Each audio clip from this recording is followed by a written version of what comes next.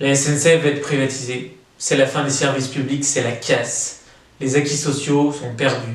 Voilà le genre de choses qu'on peut entendre dans la réforme de la SNCF.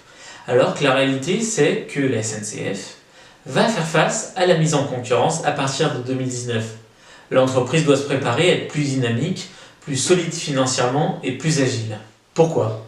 Aujourd'hui, la SNCF coûte en moyenne 30% plus cher que ses homologues européens. Aujourd'hui, la SNCF a une dette insoutenable, 54 milliards d'euros. 46 pour la partie réseau et 8 pour la partie mobilité. Aujourd'hui, la SNCF a des fonds propres négatifs d'environ 6 milliards d'euros. C'est-à-dire tout simplement qu'elle est insolvable, incapable de rembourser ses dettes.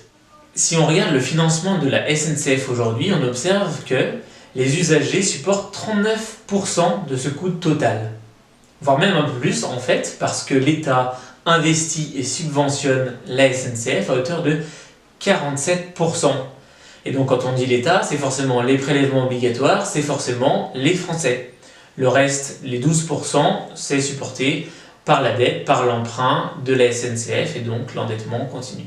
Le problème de la réforme d'Emmanuel Macron sur la SNCF, c'est qu'elle est vide. Elle est symbolique, mais elle est vide.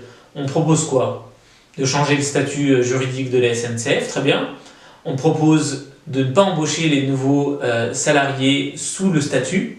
On propose d'anticiper un peu au mieux la mise en concurrence en 2019.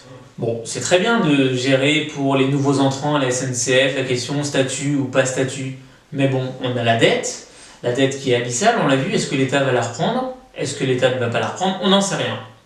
Deuxième problème, le régime spécial des retraites de la SNCF, l'État verse chaque année 4,2 milliards d'euros pour juste équilibrer ce régime. Ce problème n'est pas du tout abordé. Cette réforme, ok, elle est symbolique, mais elle est vide. Le courage d'Emmanuel Macron, il semble être, comme ces réformes, à géométrie variable.